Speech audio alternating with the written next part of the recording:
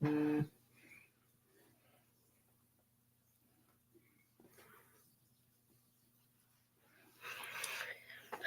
out here.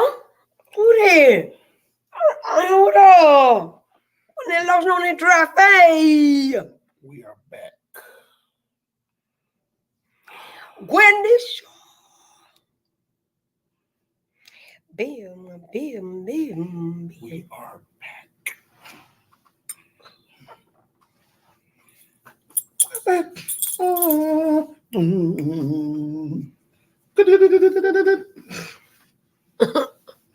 What's that? Why aren't you sideways? We have the same discussions every week. What discussion? That ain't gonna get it. About your internet, about your devices. Hey, Christy. That's why. What? That's why. Why? Call half of you? Half of you. Well, Keitha. Stop rubbing my face, Jackie Jr.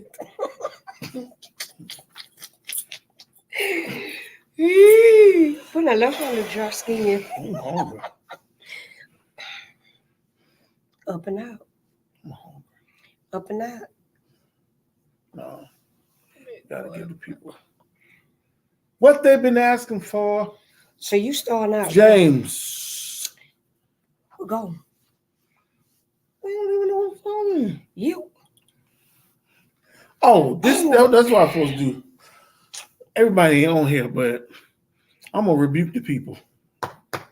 That's what I'm supposed to do. Janet! Hey, Dion.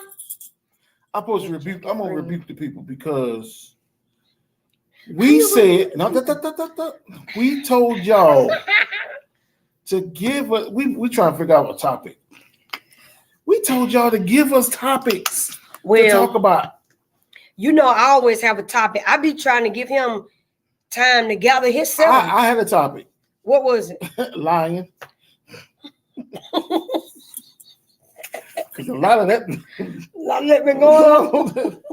Shoot, a lot of that been going on. That girl was just lying. You lying. What did I say about that topic? You didn't say nothing. I don't think you didn't say nothing. So that means don't do it. Lying. There's a lot of lying going on. Oh, I do. I know. Lying on you, lying on me. Who lying on me? Lying on Jesus. Oh, you lying. No, people always lying on you. Ain't nobody lied on me. If they lied on me, they ain't came back to me. Kayla. When? People always saying, this person said that. People always lying on you. I don't care. In the spirit. Shut up, man. So I don't know. I mean, let's start here. We had a wonderful vacation. I was with my family. We was with our family, her new family. And I'm going to tell y'all something that's so funny. My mother. I don't even know. Felicia, if you're on. Felicia ain't on. Okay. I want to make sure my mom start jumping on. But listen, family reunion. It was wonderful. I know some of my family probably might come on, whatever. But man, it was family reunion in Charleston, South Carolina, and it was fun.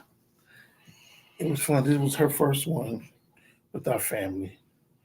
It was fun. It started off rocky, but it was fun. I don't know. It ended up perfect. It ended up good. And that must have been the Lord. I promise you, I was in there thinking about that. How do you deal with children of a spouse when they don't receive you as a parental advisor? Oh my God! I was in there. That's why I said, I forgot. We wanted a topic, but that topic we did no. Yes, Kristen. Oh, I was in there thinking about this, and I said, no. That's why I said. Well, you started. I forgot. Why did I start? So I'm gonna start it, but then I'm gonna say this. I'm gonna come back to the family. No, finish finish your story. No, because I want my sister to come on, so she get my mom to come on, because she need to hear this too. Your mama need to hear it. Yeah. What you gonna tell your mother? Don't worry about what I tell my mama. I am gonna worry about That's my mama. Ain't you just married that's my mama. I just married now. Okay. So I'm gonna talk about Kristen, and then I'm gonna say this. Joe Green. That's my brother. So that's your brother too. I learned, hey, my brother. I learned this weekend about forgiveness, and that it's so many times people will try to make their family greater than what they are. And I was just looking at my family. I ain't talking about here, I'm talking about mine. And a lot of times we have issues in our family that causes people to separate. Thaddeus, cousin, that will cause people to separate from family. And when I talked to him this weekend, this gonna lead into what Krista was talking about. When I talked to him this weekend, I was telling him that you gotta have some tough conversations. And when you telling him in the beginning, he like, ain't nobody been do that. No, look, I'm good. That's how he kept saying. But I encouraged him to look at it from a heart of forgiveness, because we look at how people hurt us and we hold on to it. So I had to tell him, a lot of times, what if people don't know that they hurt you? What if people in your family, they go on, they can do something to you, but then they don't know that they hurt you, so they'll keep going and keep going and keep. And me and my sister had this issue. Me and my baby sister, we had an issue where I didn't like the way she talked to me. I didn't like the way she handled me. And at one point, I would go back aggressive with her. But then another point, when I matured, I realized you got to put boundaries on yourself, on your space. And a lot of times we don't put boundaries on our space. So we begin to harbor those. Look, she come right on in. So we begin to harbor those feelings. I mean, she probably was looking. And then when I said my sister, she probably clicked on it. But don't be out here scouting on my man live. You can get off of his live. But I didn't set boundaries. So people can only hurt you when you have expectation in them. So, hey, auntie. So in certain places, I didn't have boundaries in my. Even in sister-in-law, love you. Even in my personal relationship, I set boundaries. So I had to start forgiving my sister, and I had to realize that a lot of times that's just who the person is.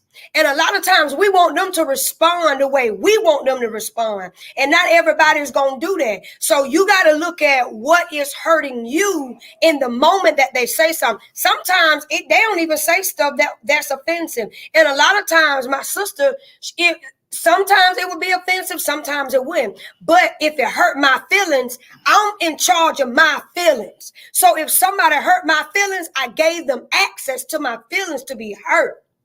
But as a family, you have to be able to articulate and communicate those moments with family members. And we don't do that. We'll hold our emotions in. We'll halfway speak to you. We'll stop talking to the person, all because of something that hurt. And we choose to hold on to that.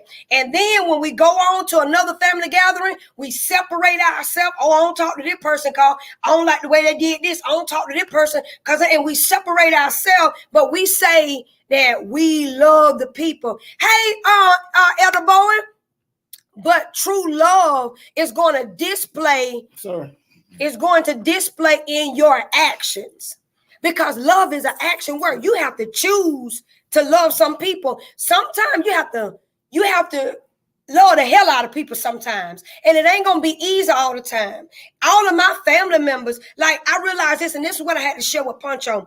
I said, all of us grew up in the same house. My grandma raised us, right? We grew up in the same house, under the same moral, same teaching, but everybody ain't going to come out the same way. Everybody now. If your mama had 10 kids, 5 kids, 3 kids, if she had more than one, hear me. All of us grew up the same. Whether your mama was whatever she was, your daddy was whatever he was, right? But then everybody is going to interpret the morals. They're going to interpret the love. They're going to interpret all these things in a different understanding. So when you try to come in and explain to them, no, I just want answers. They feel like you are aggressive to them. And it's not that I'm aggressive. I'm just asking for answers so I can better understand our relationship. So first, now I don't know about no other community but my community, because I'm an African American. So that's all I know. I don't know because I don't know how other people deal with their stuff. Right? Because I ain't never been married to outside of my race. I done dated outside of my race, but not married.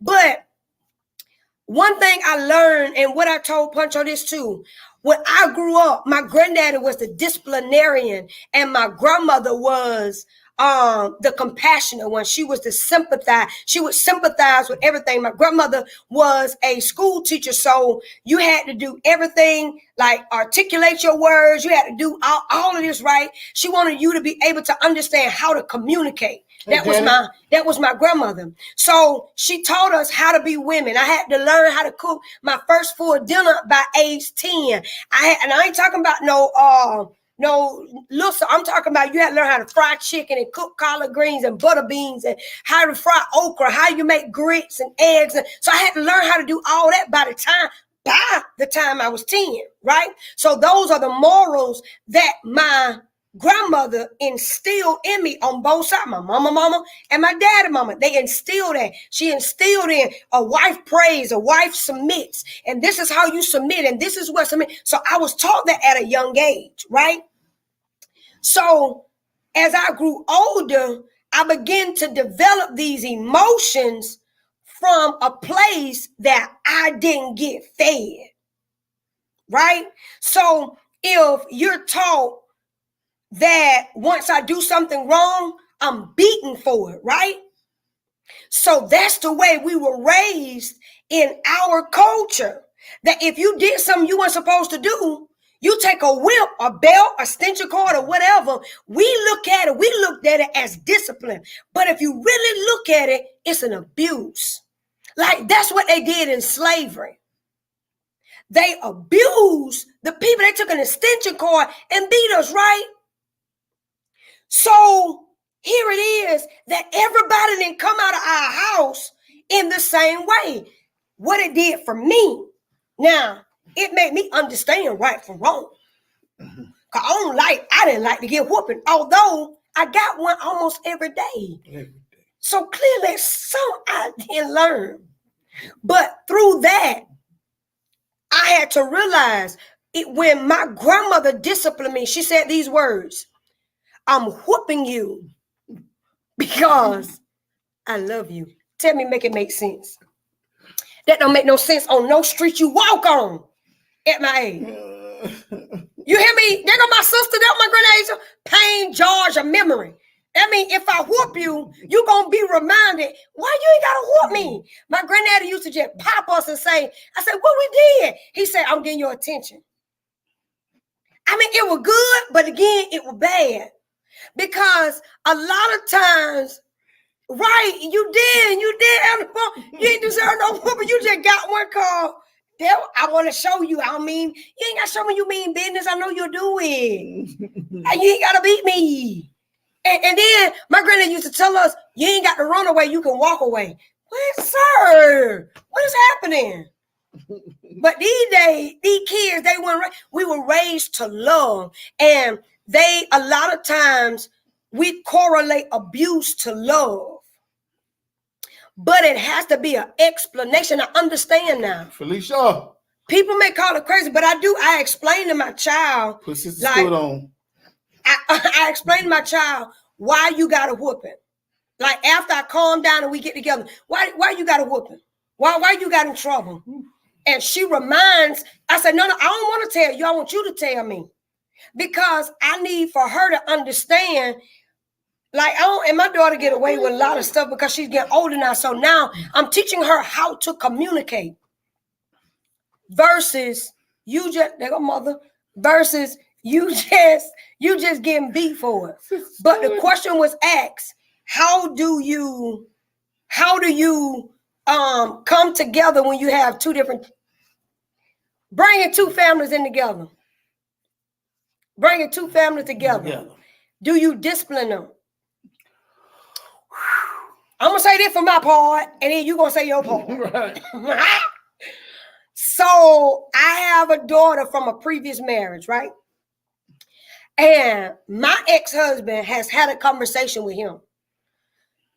Kids just draw to him for whatever reason.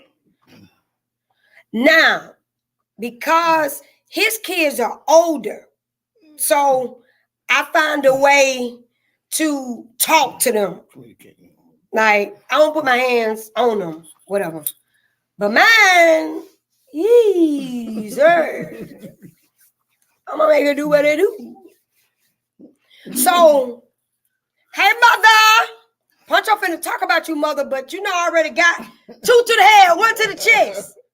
I'm finna talk about you. Just hold on, don't go nowhere. So, how do I manage is, like, my ex-husband had a conversation with Pancho, and he actually told Pancho, like, I need your help.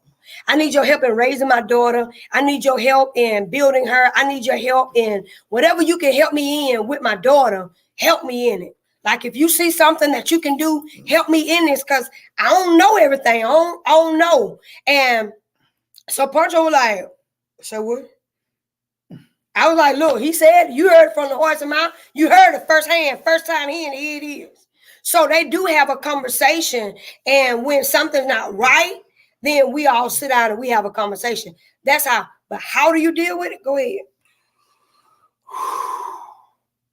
Well, me. Go to your mama first. So, mother, I got you over here. We talked about mama. We got to talk about this first. Hold she it ain't thought. Going nowhere. Yes, she might. Mother might be finna do something. She ain't going nowhere. But let me say, well, for me, I'm never. I can't. Well, when it comes to girls, in which I have a bonus daughter, I can't say. I can say right now, I can't. I can say I'm not going to touch her. I can't discipline her because the only reason why is because I'm a big guy. My girls, my mom, my sister, and even their mother, when we was married, they had to tell me, like, okay, Pancho, they're not boys, they're girls. So I don't know my strength, so I had to really, like, take that in consideration. So, but someone else that I may marry and have a child,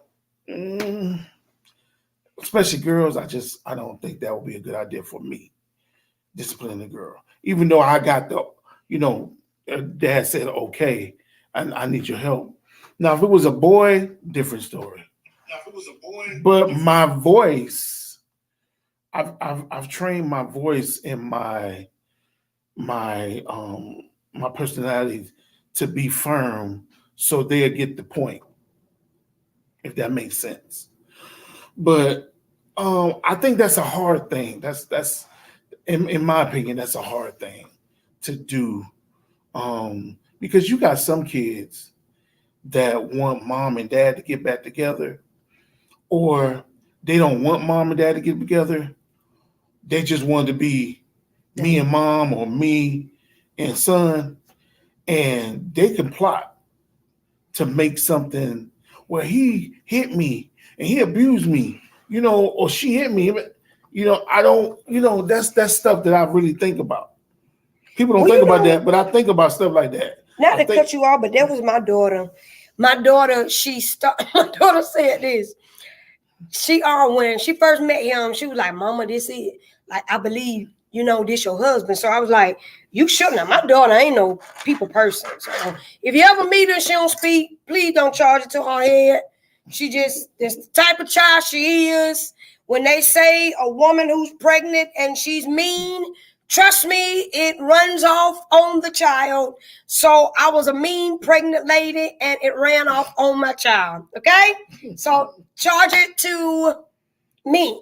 Don't charge her. She's just not a people's person. I am, she's not. And so she liked Puncho, all this, that, and third, right? Yes, Lord. She's not. Yes, So Renee. she was so used to it being just me and Puncho. I mean, me and her. Like for years, it was just me and her. Like that was it.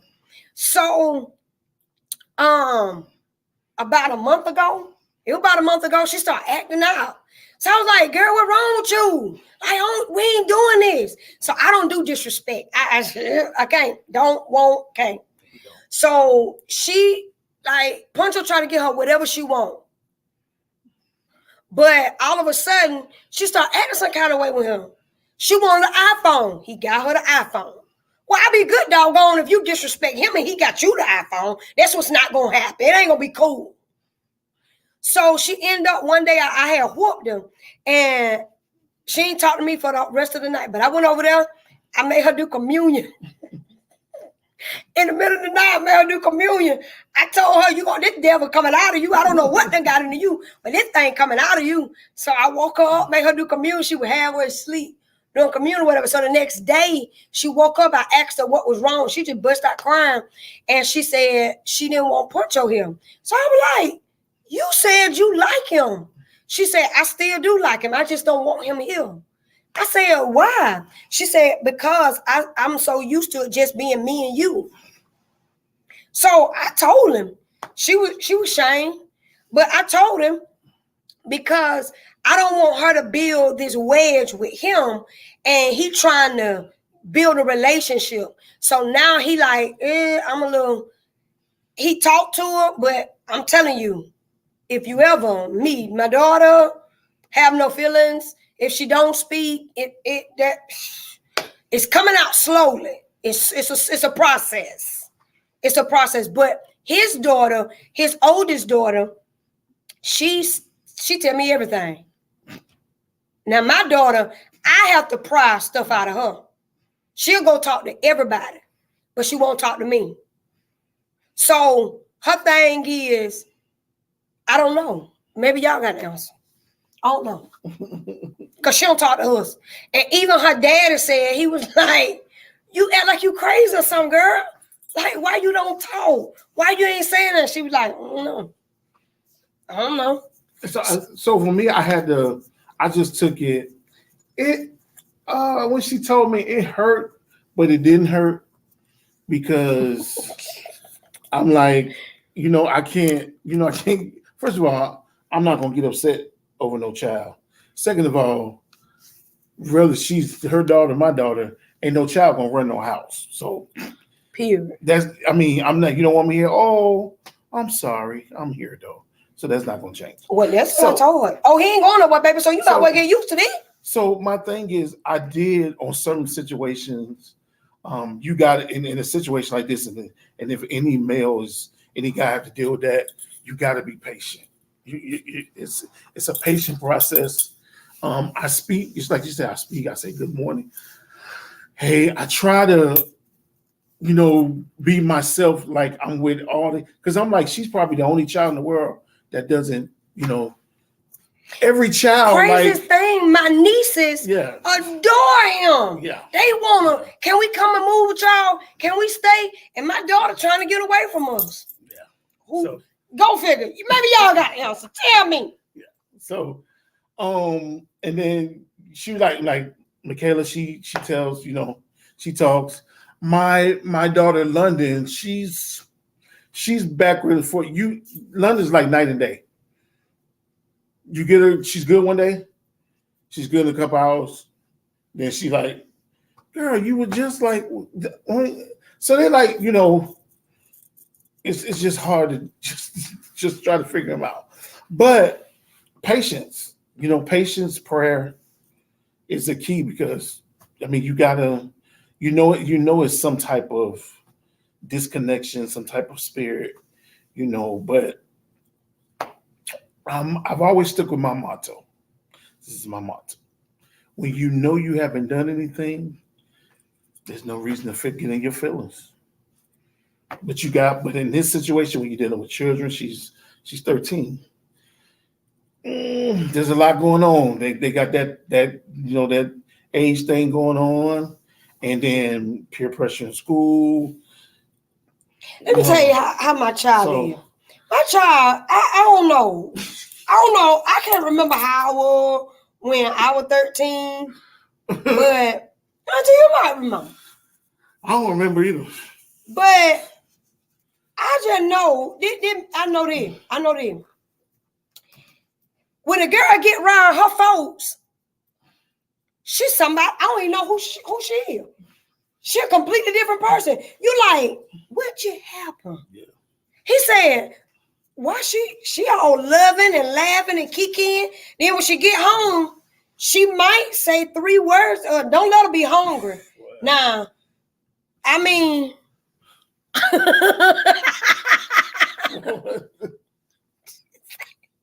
I don't know. I was like that at 13, Renee. I mean, I know I would eat them in a handful. I would tour them bad boy, but I was a lot. But sometimes, boy, I promise you, every way that I was when I was pregnant, she says a typical 13-year-old. Anybody got a manual? I just need a manual so I can go to the right page. Because sometimes they make you want to toot to the chest. Yeah. Like. Yeah. That's why I said, I mean, if it's that, I mean, I'm on this is number 4 for me. I had 3, but I don't remember this. I don't remember. Like, who in the world? Hold on, Patron. Who in the world that they have the audacity? Not just her. My sister got 2 girls too. And maybe just a girl thing. I just want to know what in the God-given earth make them wake up with an attitude. Like, I done stole their money. I done took their clothes. I ain't got no grocery. I just want to know. Like, and I said, what are you thinking about that make you wake up like that? Like, what you thinking about? Did you have a nightmare? No, ma'am. And they have, yes. And their taste of stuff is just more expensive than ours. But they want to say, and ain't got no job, don't want to work. But you know, they give you attitude. They give you. What you want to do with that? But they expect you to still get it though. I want a DDT or something. I just want to take my hand, bam, let it loose. Or lift your neck up and just chop you in your throat. Want to take her, put a trach, just while she woke, just cut it open, put a trach in there. Like, come on, I don't know about the boys, but the gals. Let me tell you, it's some in there. It gotta be you hear me? Put them in the figure 4. Make them just, I'm talking about tap out. That's what I want to do. I ain't like, how dare you? I said, this man is paying your phone bill. You asked for an iPhone. You asked for an iPhone. He bought it. He paid your bill. Oh, no. She asked for an Apple Watch. Yes, and I said, you ain't getting no Apple Watch because you don't talk to him. And he was over here finna get it. I got her Apple Watch. I got Kayla Apple Watch for her birthday. What was it for her birthday? For something. It was Mother's Day. Mother's Day. I got her Apple Watch for Mother's Day. He bought me something. And so she said she felt like because I got her one, I should get her. She should have one. And so we had a conversation. I said, well, she texted you. Yeah, she ain't talked to him. She texted him. I said, well, I don't like the attitude and the way you, the way you do your mom or whatever. And so she's like, I know, I'm going to work on it. He said, you don't even talk to me. She was like, oh, I'm sorry. I'm going to do better. I ain't did better yet, but she wanted an Apple Watch. So now her phone acting up. You can't hardly hear on it or whatever. So he was like, well, we need to get her another one. Who? Get her away. Not with these coins. My coins won't buy her now another. That phone can shut down. The Apple can stop coming up on now. It can rub all the way off. Her inbox, whatever message, all of it can shut down. Oh. I would have said, child, you don't fool with me. So I mean, it's a challenging. It's challenging because to know that she feels that way, and we hear, but you gotta be. That's when you gotta be the adult.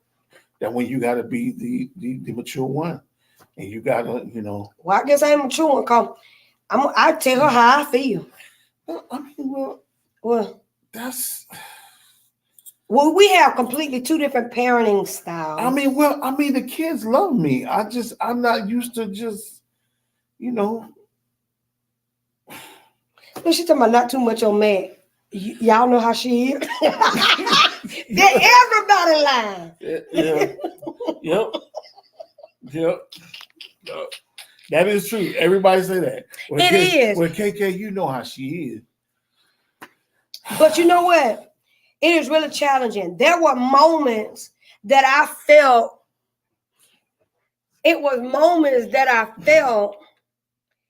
I was not a good mother.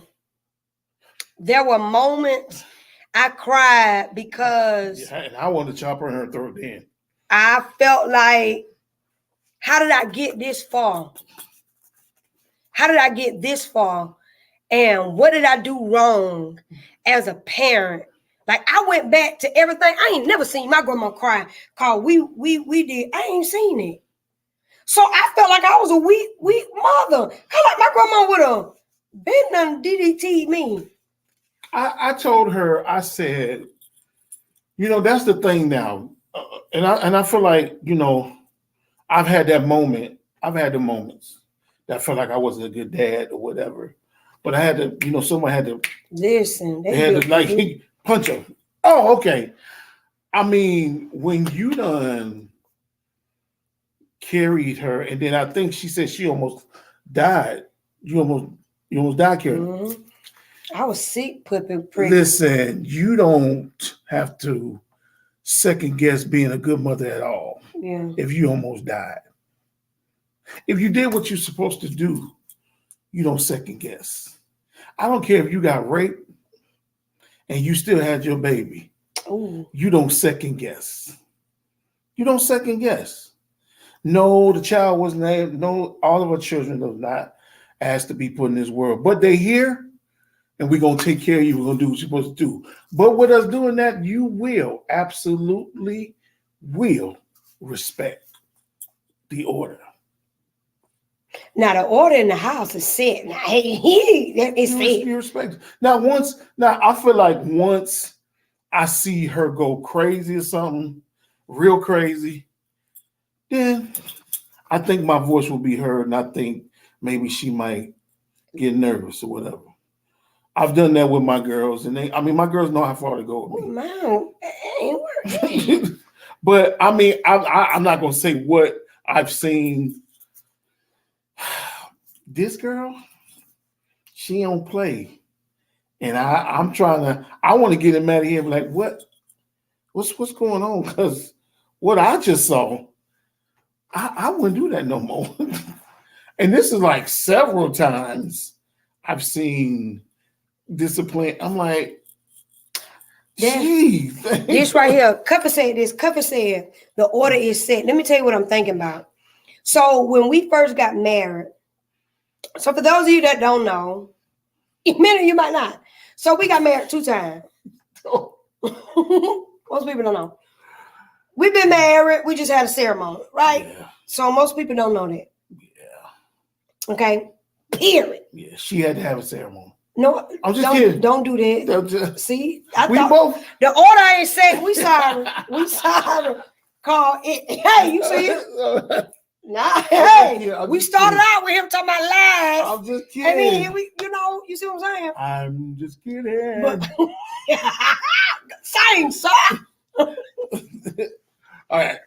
So, we wasn't living together in the beginning, right? So I was traveling. We was traveling back and forth from one city to the next. Tiresome. Still do it, but it was tiresome.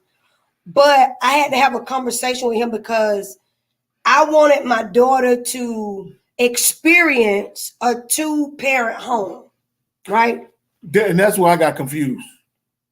That's what what you about to say when you told me what you about to say to now. That's when I got confused. I was like, she told me it would be a good thing to be consistent. Yeah. But go ahead. So, and that's what I told her, because I wanted her, she get into an age where she like boys. I mean, that's what I want her to do. Thank God. That's what I want her to do. Thank God. So I wanted her to see how stop. I wanted her to see how he treats me and how I treat him and how we build a relationship, right? How he's a father, not just to her, but to his kids. How he's not just an uncle to his nieces and nephews, but how he's an uncle to my nieces and nephews. How he fit in as a sibling, not just as an in-law, but a sibling to my siblings. So I wanted her to experience that, because a lot of times we don't have that in families. Even when it's a blended family, you don't have it. It's a separation because of whatever. Now, I ain't got her completely over to them yet.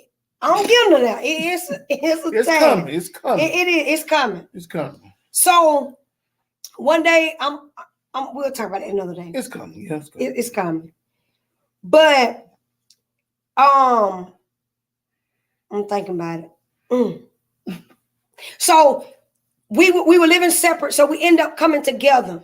And in that moment, she saw how he began to treat her, her and me. So it became a strain because she wasn't used to that. The only man to this day, if you know Maddie, you know Maddie. The only man Maddie is that she loved with all her heart, mind, soul, spirit, emotion. And she should. Is her daddy. She should. So when you get to talking about another man coming in, and I told her, I said, he's not replacing your daddy. It's like you got best of the both worlds. You got two men that are willing to come together to love you into the right place. Like you got two men. She ain't heard nothing I said, because she started to feel like you trying to make me call Punch your daddy. I can't make you call him daddy, but you're gonna respect Punch all day long. him. What's gonna happen is his name on him. Come on, you got it. You gonna respect this. So in that, hey Kayla, sweet. So in that, she understands. Cause this how I was raised. The man eat first around here. You hear me? I taste the food first. That's how we do. But his plate on the table first. Why? That's just the order. I asked her, hey, I'm finna cook this. Do you want something else? Now, if you don't tell me what you want while I'm cooking, then baby, you just don't eat around these streets, because she don't cook 2 meals at once. That ain't what she do. And I cook almost every day. If not every day. I don't care how tired I am. My family gonna eat. I don't care whatever it is. Because I build my house. Do I pray over them? Absolutely. But sometimes I tell her she don't have to, because she be so tired. We'll be okay. But no, he won't call. I mean, I could go find something if you're tired. Sometimes no, because then when we get into bed, then what he say? Then what he be saying, man, I'm so hungry. But we got snacks. Man, I'm so hungry. We keep snacks though. Do we not keep snacks? We do, but okay, so I'm good. But when you don't see and I'm tired, like I feel like that's selfish. He does. He does. He compromise very well if he sees that like if I'm lacking in the air, even if I'm lacking in cleaning, he'll clean. Wait. Why you gotta say lack? Lack seems so harsh. Slacking? Why we have to say lack anyway? I mean, it just, if I ain't picking up behind myself, and you know that I ain't picking up behind myself. You just missed it. If you know I ain't picking up behind myself, it's a slack. I see you ain't doing something. When you ain't doing something, you gonna do what I say. Bruh, you got to fix it. You don't. I do. No, you don't. I do. No, you don't. No, you don't. So one of the reasons why I wanted him to move here because he has to take care of his kids in another city. So another reason why I want him, and I compromise a lot. And I tell him, look, you can go back, take care of your kids. I'll be good. I know how to drive. I know how to drive. I'll do this. But he's like, no, we married. So we got to figure this out. And then we have a good team of people that is supporting us in that situation as well. So, we're good. But to go back to what you were saying, I think some adults have a problem with, You kids calling disciplining. Well, no, what I'm saying, you had said something. Some parents have a problem with kids calling the bonus person, oh, dad or mom. They get jealous. I'm like, for what? Girl, we know you carry that, girl. Dad, we know that you are dad. I'm like, what you getting jealous over? Because I'm like, we're supposed to work as a team, but y'all getting upset because, oh, well, that's not your mother or that's not your dad. I'm like, really? You're tripping because they said dad or mom? That's so childish to me. But at the end of the day, you have to make sure that it's a balance. You have to make sure that communication is the key. If we just think about this whole thing we just said and we didn't communicate, we probably be getting divorced. Because I love my girl. I love my baby. But I realize that they need, all of them need us. Like, I haven't broke through to one of his daughters, but it's like a building the process. So I realized this weekend that I realized what he deal with, how he felt. But I still pressed through because one thing I did, like I asked the Holy Spirit while we were sitting there, I was like, Lord, how to get through to her? And he told me you got to be mature enough to handle the rejection that she give you. I put my head down. I was like, Lord, because it's not all her. Right. So he had to tell me you got to be mature. Parenting, it requires maturity. And I want you to think about this. Dogs have babies. That don't make them a parent. Because what does a dog do? A dog nurtures that baby until that baby can get up and do for themselves. A bird do the same thing. A bird will push a baby out of his nest when they begin to fly. I don't care if that bird 12 days old. If that bird can flap and fly and soar, that means you can go out and find your own food. But here we are, we hold on to them, even when they show us their independence, even when they show us that they got it, we still hold on to them. And then when you get into a relationship, you're like, oh, my child come first. No, not across the street, not on that porch. On that porch, we do each other first. It's him first, then it's the kids. Because I need you to understand the order. I need you to understand how this thing. Now, everybody ain't going to agree with that. Whatever your cup of tea is, baby, sip it. But over here on this cup of street, at this current address, this how we roll. Why? Because this is what we see that works for us. Now, if you feel like you want to adopt a train, baby, adopt it. Put your name on it. Put the, at Walmart, they had them hot air balloons and you sign your name on a hot air balloon and you do you. But I hate this. That's a strong word because I hate it. It's for the opposite parent to talk about each other to the child. Because now you're making the child choose sides. Truthfully, here we go. Let's say we're going to walk down the road. I'm going to walk it with you. And I'm going to hold your hand right here. Without the man, the child does not exist. Without the man, the child does not exist. Without the man, your child does not exist. So for you to bash him to the child, one thing I told my daughter, whatever your dad is doing wrong, I'm going to let you find out. It ain't my job to introduce it to you. It's my job to make sure that I keep your heart pure and mature so that you can forgive him once you see him do anything wrong. That's my job. I don't dog him to her, nothing. Whatever me and him got going on, if we ain't agreeing on something, I tell him, look, a flag on play, baby, it's time out. Don't call, we ain't gonna be able to talk for about a couple of days or so.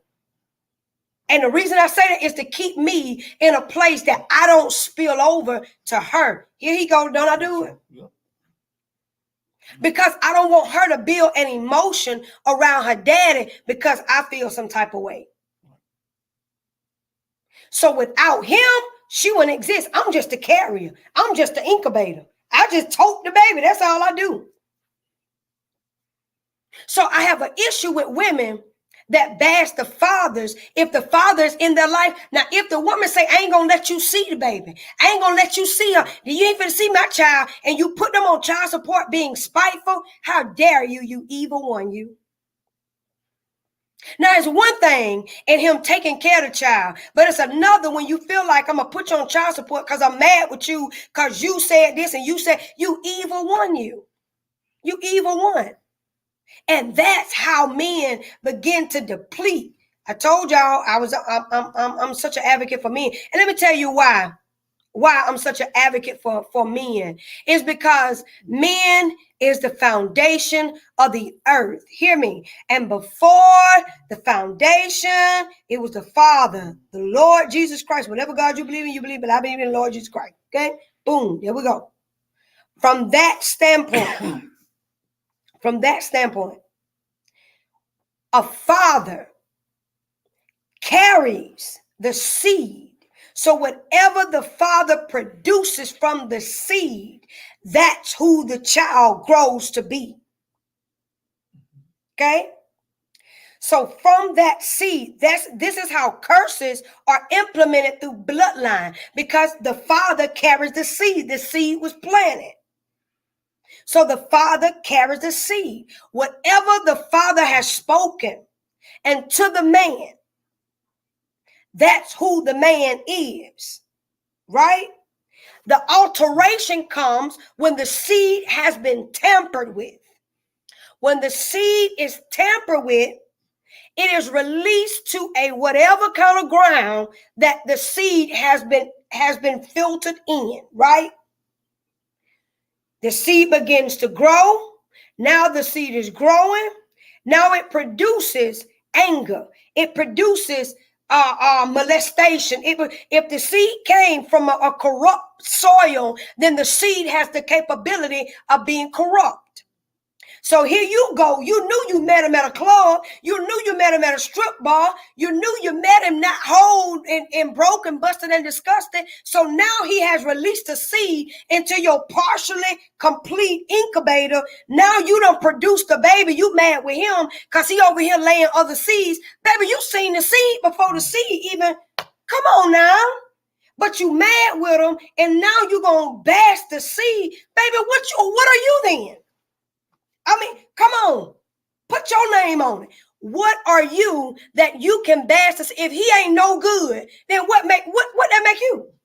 If he a no good man and you allow him to plant a seed, what are you? You carried the seed. So if your daddy there, then what are you calling your child? Now you got some men that just don't care. Okay, cool, fine. We got something for everybody. Cool, fine, do it. All right, don't do it at all. I said this, and this ain't no shade at my daughter's father. And look, you talk about him. I ain't even tell y'all his name, but y'all talk about him. You're gonna have to deal with me because he's still my friend at the end of the day. But there were some moments that I held him at a standard that he didn't know how to live. This come from a forgiving heart. Now, anybody that know me and know me for real, hear me. You see me in the relationship that we're in, you'll be like, oh, Lord, how y'all make it here? it had to take some maturity. He even said, he was like, I love the way y'all relationship is. Like we cut up. But I realized this. I realized that there were some parts of him that I forced him into a position. And I made him be somebody that he didn't know how to be. Because when I married him, I gave him an ultimatum. So now I forced a seed into my life and caused him to develop something and release a seed prematurely, but yet it was on time. So I thank God for the child that I have. I thank God for my previous marriage because it made me strong the way I am now. But I realized I cannot hold him in a place that he is not understanding in. If he has no wisdom in it, why am I holding him at a place? Because I understand this. And I pray for my daughter, Father. Hear me. Whatever he's going through, I'm praying for him. I'm so concerned about his life. Why? Because he is the model of my daughter's husband. He's the model. That's what she gonna look at. So when she look at it, she gonna be like, well, my daddy this and my daddy this. That's the model that she's going. That's the first. Look here, hear me now. Boys are who their mother create them to be. And daughters, and sons. Hold on, wait, let me get it right. Sons are who their mother create them to be.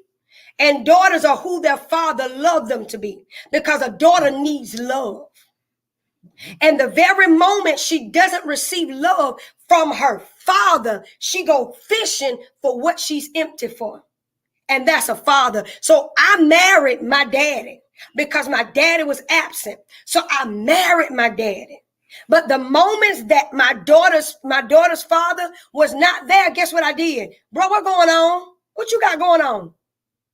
He had to tell me, Kayla, I need a break for a moment. And see, most women will be like, what you need a break for? You don't need, but no. I care about his mental state. I care about where he is. I care about what he feels. I care about what he's going through. So guess what? I got to be able to articulate that. I got to be like, look, we need to pray for your daddy. So now I got to teach her not only how to pray for her daddy, but how to pray for her husband. Why? Because this is the foundation of teaching children how to be in relationship. So is it easy? No. But I can't talk about him to her. Your dad ain't this and your dad ain't, your dad ain't, your daddy. Why? Because now she going to have a heart and a heart towards men. So then she going to see, oh, my mama said men do this. Oh, my mama said men. No. I ain't going to have that conversation with her. But I'm going to talk to him as an adult. And we have some intense moments of fellowship. We have some fellowship moments. Now, I ain't going to cuss him. But I will allow him to understand. And I had to let him know. And when I began, it began to sink into him when I had this conversation with him. I said, I really want you to realize that I'm a daughter that was broken. I'm a daughter that was hurt by her daddy. I don't want my daughter to go through the same thing. You're going to have to figure this out. He didn't understand it at first. But as we went on, guess what he said? I'm sorry, Kayla. And guess what I had to do? Before the piece of Hershey king size chocolate came, the king size part, I told my daughter's father, I said this to him. And I'm going to be quiet, come in here and talk to him. But this is what I had to say. I talked to him one day and I said, I'm sorry. I said, I'm sorry for forcing you into something that you weren't ready for. I'm sorry for giving you an ultimatum to marry me. I'm sorry for forcing you out of your mama's house before you were ready to do it. I'm sorry for creating a space that wasn't safe. I'm sorry for hurting you as a woman. I'm sorry. I'm sorry for holding you. They hurt me there.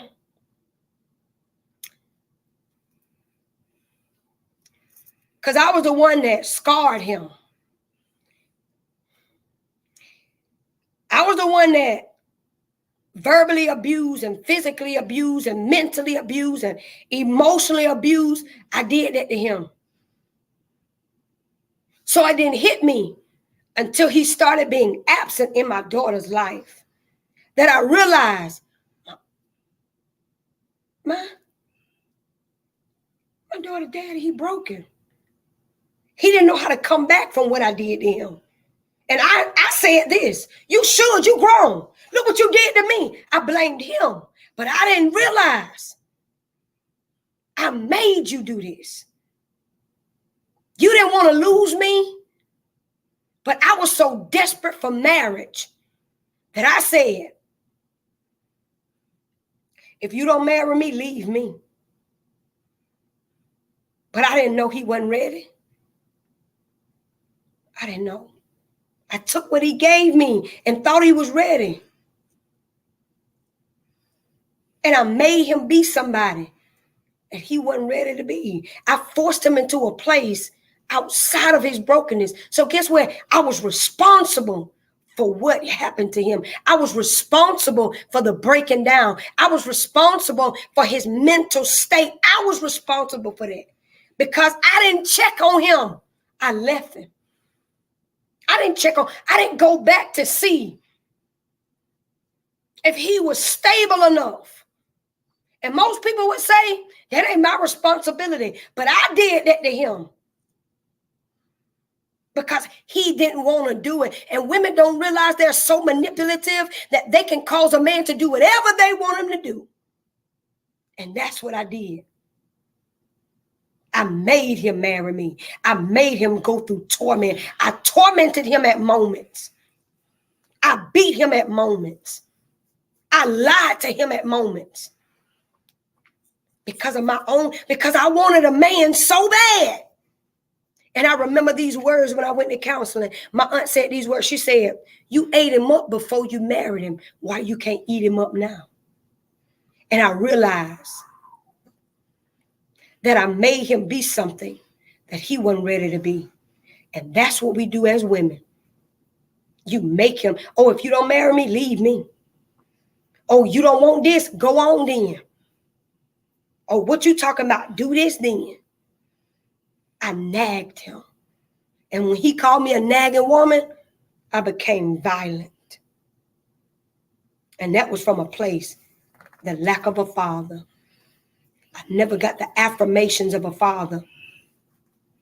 I never got the wisdom of a man from the moment that I married him. Go ahead. And with that, some women feel like there's a better man than the actual father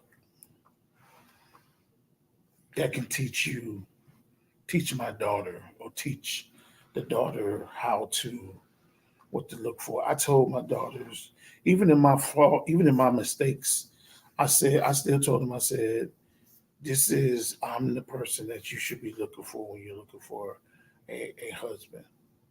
Anybody that know me, you can judge me. You can say what you want to say about me, but you don't really know me. You don't. My daughters, this past weekend we had our family reunion I was talking about earlier. And it was rocky. You know, my daughter wasn't, both of them, they wasn't really like trying to do anything, trying to get together with all of our other families because, it's no secret, and because the family was there, our family reunion, there was a lot of brokenness in our family, a lot of brokenness, a lot of things going on, a lot of areas, and I'm a part of it. And what she was sharing with me that weekend, there was some things that I just felt like I couldn't do. I didn't want to do, and I couldn't do. But then it's always one of them things when you start getting to the end, it's time to go home. That's when things start coming together. So the last day we had our annual banquet, and that's when everything started going on. The message itself, and some of y'all chimed in and didn't know what was going on. I posted yesterday, what love got to do with it. And whenever my uncle Ducky preached that message, talking about love, um, my mom is I think she's still on here. My mom is the sister of 14. They have 14 siblings. And I think they're down to 3 boys and 4 girls, if I'm not mistaken. I lost my aunt last year. And this year was a touch year. This year, I could say was a breakthrough because everybody that did not mourn my auntie's death, it happened this year. It happened at the banquet. You could see all the siblings that really took effect of it. They was like holding it in. I know my mom was. My mom was holding it in, but she finally got it out. She had her moment. And I sat there and I thought about it, and I said, you know what? The issues that I have, I'm going to straighten those issues out with the ones that I need to straighten out with. Even though I didn't do anything wrong, I'm going to straighten those issues out. I told my wife what I want to do, how I want to do it. This is what I want to do. This is how I'm going to do it. If we don't do it that way, then I'm not going to do it. But I want it done this way. These certain amount of people have to be together for it to happen. And I'm going to do it. And I'm going to finally just say how I felt, my feelings of um, everything that went down. So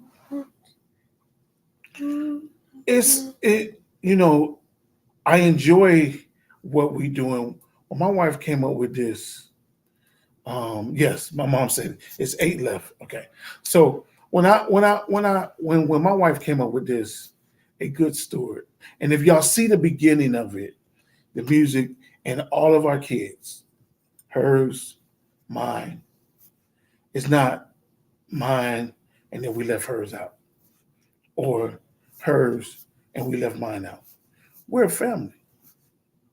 We're a family with her ex-husband. We're a family with my ex-wife, the mother of my kids. Now, regardless of what they're thinking, we still got to raise the kids regardless. But whatever happens between those parents, whatever happens between those adults, the kids should never be involved. Let me help somebody. Don't involve the kids when there's something that's going on with you two. Because no one's going to get hurt or get more hurt than the kids are. They're going to be confused. That's when suicide kicks in. That's when depression kicks in. All that stuff. It's not necessary. If we real adults, we own up to what we own up.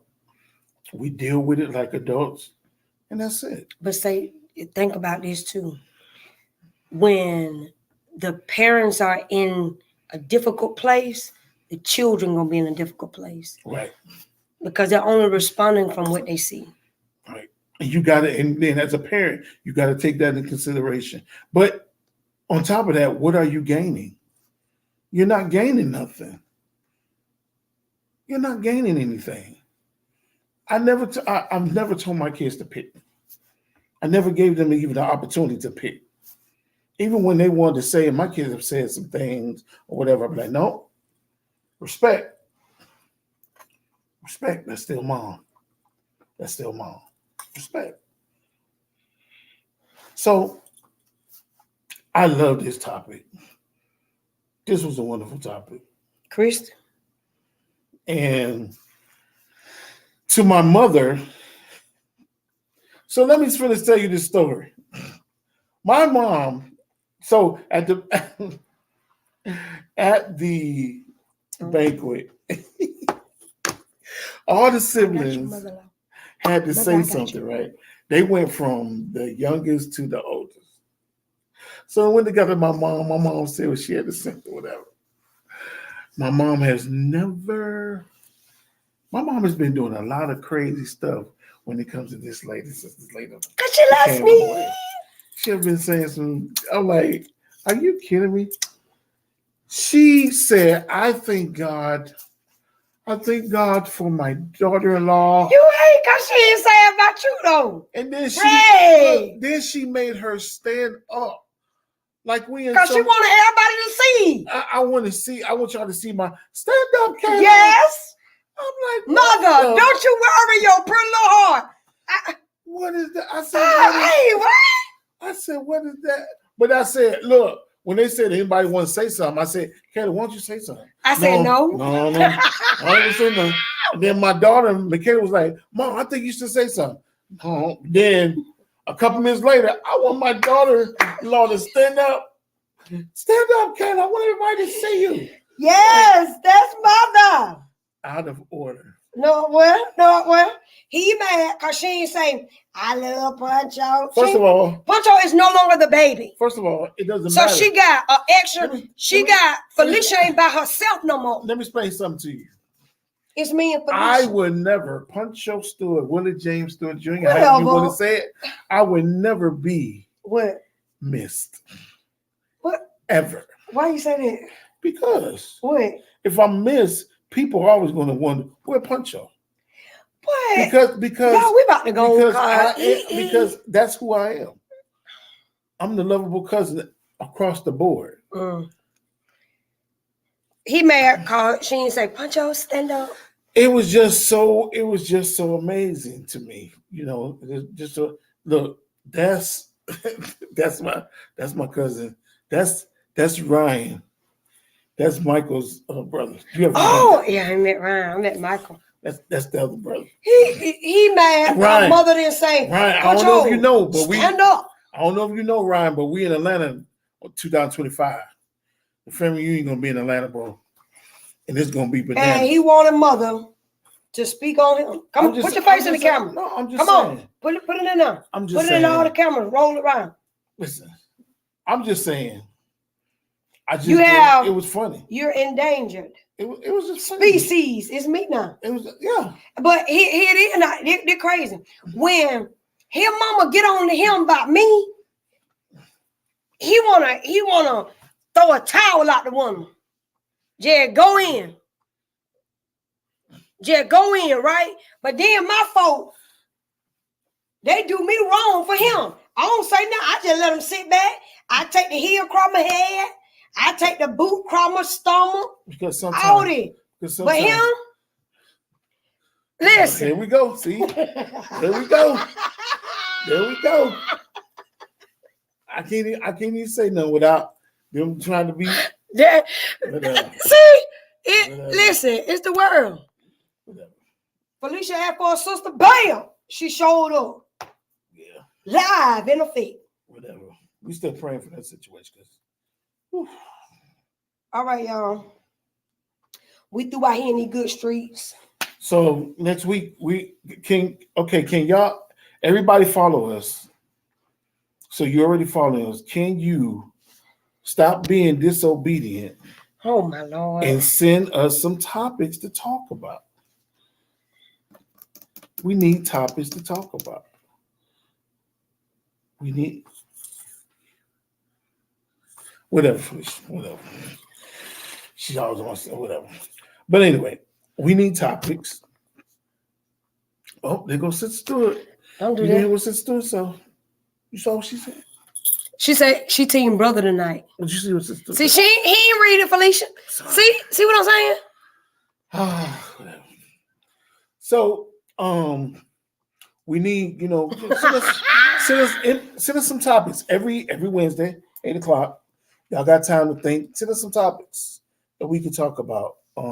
This was a very This was about to be an emotional topic, but Yeah, I had to stop God talking. aired her tears because she cried too much. So, but Ooh, um, in your throat now. we don't have all the answers, but we do have, Some answers. some answers of what we can give, what our experiences. The key to every place in your life is forgiveness. I'm gonna say this and we're gonna be through. We learned that today. We learned that this weekend. It was definitely forgiveness. Forgiveness. People hold on to situations because one, they want revenge, and two, they don't know what it looked like to be free from it. People can only hurt you when you put expectations in people. When you put people up here and you expect them to do that and they don't do it, that's the only way they can hurt you because you left the room open. You were vulnerable to that moment. So when you became vulnerable, you open your heart, you open your emotions up to that moment. So then what happened after that? They hurt you. So when they hurt you, you like, I don't have time. I ain't got this. I can't let nobody else do that. No, Jesus did it. My sister asked me this question. She said, Caleb, all these men that hurt you, you still found room to be found by a man. Why? Because they weren't my husband. So why am I going to stop? Because they didn't know how to love me. If somebody break me, yeah, I'm going to cry because it's going to be hurt. But I ain't going to stay there because I got other stuff to do. I don't have time in my day nor space to hold a grudge or hold that in my heart. If you hurt me, you just taught me who your character is. That's just who you are.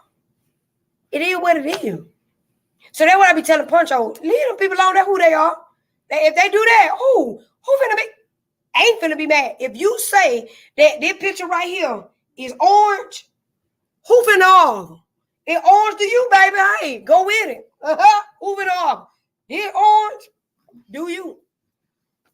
I just don't have that much time in my life. And I don't have that much energy in my heart. My heart pump blood, not Kool-Aid. And I don't have time to be trying to hold all I just don't. I don't. So if you don't learn nothing else, forgiving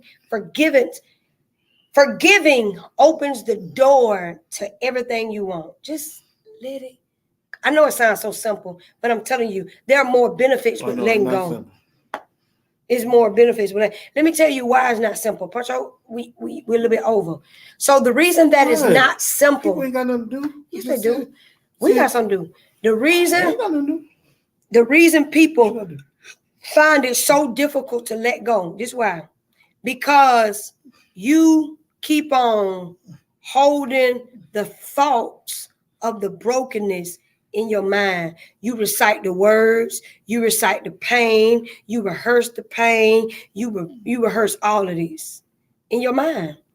So when your mind, it gets connected to the emotional part of your heart and it stays embedded into your heart, it stays connected. Because in your mind, you say, oh, you shouldn't did me like that. Oh, I don't play like this. Oh, you disrespected me. You did. No, now I put boundaries on who I am. So you can no longer come in the space that I'm in and interrupt my I don't give you that permission. I'm sorry. I don't. So you begin to tell people how you got to teach people. Over here, see people, because people are accustomed to foolishness. But when I show you and I introduce you to my space, okay, cool. We just don't do that over here. And let it be. And I'm okay if you don't ever come and kick your ball in my yard. I'm okay with it. I'm okay with you not want to shoot hoops, swim in the swimming pool, dunk in the goal, come over here and eat my watermelon, eat my grapes, eat my food. I'm okay with it. Be you. You be your own kind of grape. Okay? You still have to have some type of understanding. That's what communication. People have uncommunicated expectations in people. You think people supposed to know how to be your friend when you ain't communicated. Everybody don't know what loyal to mean. So why am I gonna come over here and say, hey, you gonna be loyal to me? I don't know what loyal to mean. Over here, loyal to means I can talk about you behind your back. But to you, when somebody talk about me, you supposed to shut that down. See, we got to get an understanding. So we never get a mutual understanding. Now we have uncommunicated expectations on people. So I put people in folding chairs in my life. I take you all the way high as you can go. And if you feel like you can keep going high, we're going to keep going high. But the very moment, if I got 100 tables in my life and you show out at table 30, that's all I can take you at is 30. I should not be putting you at table 31. And that's my fault. Because you show, let me get that chair about you. We got to take you back down. You either stay here or you go back down. You cannot elevate until you show me change behavior. Because people, you want everybody to show you. Everybody can't handle who you really are. So I can only show you and let you handle me at table 30. Because this is where you showed out at. And really, I need to take you back down to 29 because 30 was a bit much. It was a bit much for you. So everybody can't come in here and say, I need this place. I need to sit here. I need to do. No, you don't know how to handle this part of my life. Why you don't share this? You can't handle your life. Well, let mine. But now, when do it come to a point where? All right, we're finna close. Go ahead. I told you we were going to close. Yeah, we are. Go ahead. When do it come to a point where the other person is coming at the other parent of the child is coming at the new one? Say wait, hold. Say it again, repeat it again so I can understand it. When how do you deal with it, or what's going to be the logical thing to do when the parent of the new kids start coming at you in a negative way? What's going to be or blaming you for taking my child, or blaming you for trying to take me out of the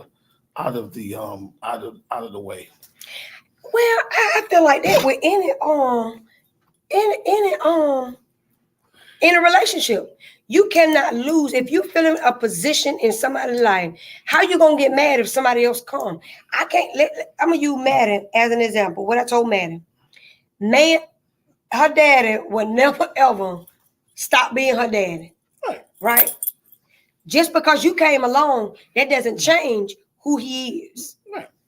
Now, if he get offended that you're here, one or two things got to be the case.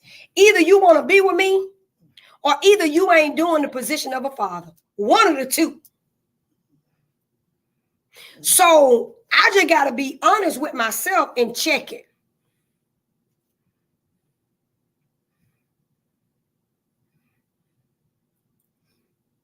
Okay. Oh, this is probably, I didn't know what that was. Okay. I mean, I knew what it was. I mean, I was just asking. I mean, I know how to deal with it. I would know how to deal with it. It's just that, me, it was me and man. I was, I go. I mean, I'm sorry, if it was me, I'll go talk to him. I'll go talk to the father. Because the first thing, you have maturity on both sides. Well, see, that's the first thing I would do anyway. When I first met him, that was the first thing I'd do anyway. Want to make sure that you know who I am. Yeah. It's who I am, just blah, blah, blah, blah, blah, blah. But at the end of the day, I still want to make sure that you know that it's all love. I'm all for making sure your daughter is taken care of. I'm gonna treat her just like I treat mine. Yeah. I'm not gonna treat her no different. She's safe with me regardless. No matter what. There you have it. So y'all listen, we got some things coming up next Saturday, next Friday, next Saturday. The music workshop. If you have not registered, please register. Y'all come out and support the shindig. We having a shindig. Yeah. It's gonna be serious. It's just an intimate space. Even with teaching, it's just a place of intimacy. So, yeah. So next week, y'all come. We have 2 tickets. I have 2 tickets that are left if you want to come and you don't have the $40. Just hit the kid up. She got you. Got you. Period. Put it in the bag. Secure it. It's there. I got you. And also we'll provide lunch for you as well. But look, we still had a couples retreat. Don't y'all forget. Don't y'all forget, we still are hosting the couples retreat. If you want to go, bring your cousin, brother, mama, daddy, uncle, whoever. All y'all married folk, come. Dog, no cats, but dog. Can. So, yeah. So look, we love y'all. We love y'all. We'll see y'all next week. Yes, yes.